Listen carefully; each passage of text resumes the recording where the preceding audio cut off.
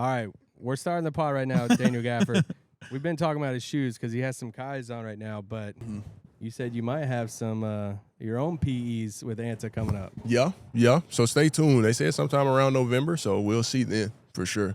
I think they got a good amount of like different concepts that they showed me already. So we'll see when they get here 100%. I'm staying patient, but I'm very excited about them. Yeah, that's cool. What was your off season like? What was the focus for you? Man. How's this off season different than past ones? Really just throughout this off season, I kind of like, took a lot of like self-time for myself to kind of like get a lot of mental stuff fixed for me. It was a rough year last year, of course, and just really just coming into this off season. Of course, I got hurt.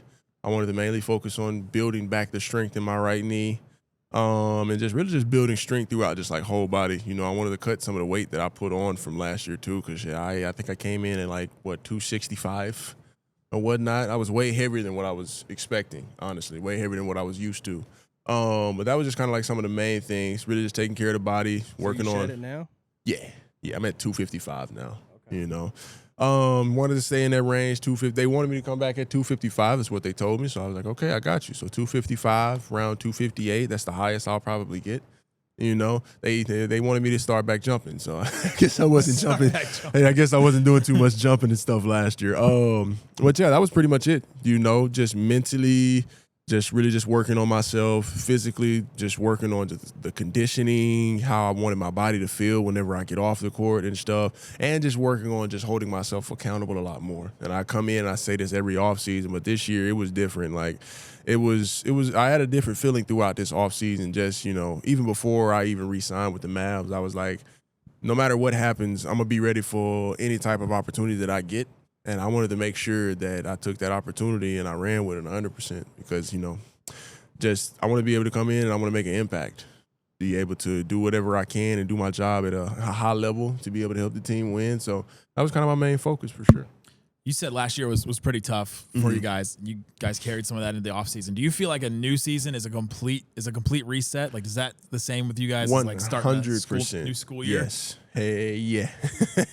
Yes, because of the simple fact is just like, one door closes, another door opens for us. We had the injuries, all of the above, and it's just something that I think we just had to, either sweep under the rug, put behind us, and just keep moving forward. Life goes on. Careers go on, days go on, and honestly, life is short, so we really have to cherish each day. And that was kind of like my focus just throughout the offseason. It's like I can't be worried about something that I honestly have no control over. Stuff is going to happen, and it really just depends on just like my reaction to the stuff. So I'm working on reactions. I'm working on, trying to be a lot more vocal in a lot of areas, and just really just rebuild just myself, honestly. And I'm pretty sure guys on the team are doing the same thing, because. Like I said, it was rough, but rough times happen. Sometimes you just got to take it on the chin and just keep it moving.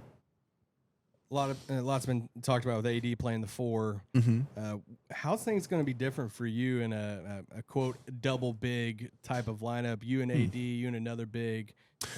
I think when it comes to just like the certain lineups that we're going to have, sometimes it's going to be mismatches down the court. I'm going to have to guard on the perimeter a lot more. So I'm going to have to be a little bit uncomfortable this season. But, with me being uncomfortable, that's a challenge I'm willing to accept.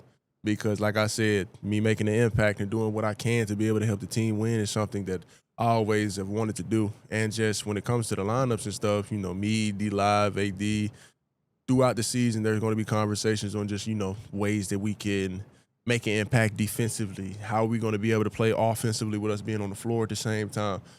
Stuff like that. So when it comes to that, I mean, the sky's the limit, but I really can't say the sky's the limit because that's too short of a jump for us. We trying to jump further than that. The sky stops at a certain point, yeah. Like the world, like the atmosphere, and then it goes up, and then you're just in space. Facts. So we trying to, jump past the moon, get out there to Pluto or something. Have you been in any of the runs with Cooper Flagg? Yeah. What would you say to fans that haven't fully bought into the hype yet? We gonna need them to invest stock in Cooper Flagg, because I mean, at the end of the day, if y'all don't believe the hype is gonna come sooner or later. So, when it comes to a guy like Kyrie, what does his leadership mean for this team? It means a lot. Just the way he carries himself. He can lead by example. He can lead vocally. He's been through the thick of it. Honestly, the game sevens, the up years, the down years, all of the above. And I'm pretty sure he's seen everything when it came to just like anything that you can possibly experience throughout this league. So I'm pretty sure sometimes he uses his experience as an example, but majority of the time he just tells us to cherish it and just, embrace everything that comes our way. That's really one of the main things that I always take from him. He always embraces whatever, he's done in the past or whatever he's, looking forward to in the future, whatever he's going through, he embraces it. And so that's why I was saying, piggybacking off what I was saying earlier about, times are rough, but if we can get through those tough times, that makes us stronger. That helps us build character. That helps us build resiliency. It just puts us in a position to where we can just take that next step forward. And that's kind of like some of the main things that he kind of like really just preaches throughout the course of seasons. Is that kind of the things he was saying last year throughout the season? Yeah. When I first got here too, when we had made the finals run and stuff, he was just like, his main word was embrace. And once I really just kind of like locked into what he was talking about and stuff, it helped me out in areas that honestly I didn't think it was going to help me out in. And so, I kind of started doing my own like version of what he does. But I kind of like, did a lot of other stuff different. Obviously, I'm a completely different person. I'm pretty sure he does a lot of stuff off the court. But when it came to it, I took a lot of those things that he used to say and I implemented that stuff into like my off-court stuff. So it's helping me find ways to make my body better, my mental better, all of that good stuff. I have to ask you, you have Rengoku on your... Yes, sir. Yeah. You seen the Demon Slayer movie at this point? I have not yet. I'm still waiting for it to get on Crunchyroll. I don't want to go into a movie theater to watch it right now.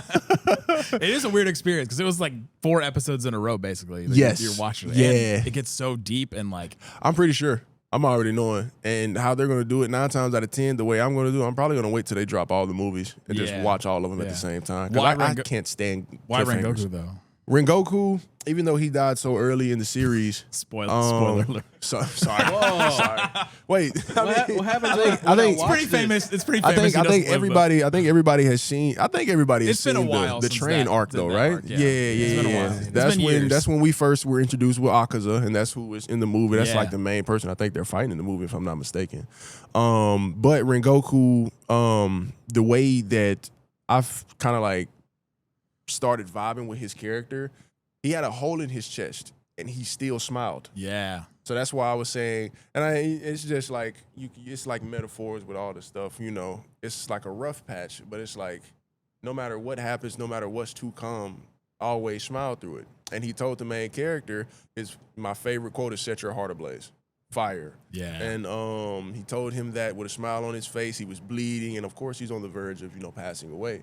So it's like if you can do that and kind of influence and inspire somebody of the next generation as you're going through pain, and I'm pretty sure he was in like excruciating pain. A hole in the middle of it. You know what I'm saying? So it's just like if you can still give like that type of motivational monologue and still smile and just accept your fate in that sense and keep, trying to inspire that next generation, because all 3 of the other characters were crying, like Tanjiro was crying, Zenitsu, they all were crying. They were bawling their eyes out, and he was still telling them to just kind of like keep their head up. That's kind of like the main thing that I focused on, and that's why Rengoku is kind of like my favorite one. Yeah. And he's the flame Hashira. I feel like he's one of the best Hashiras out there. Like I just recently bought a replica of his sword.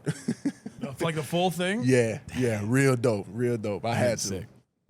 And he got Goku in his name. That's right. Yeah, come on now. You got both of them. You got a combo. He said one more question. Okay. He got it. No, that was my last. All right, that was my last. He didn't know. He got it. He got him all going. Look, I was in it.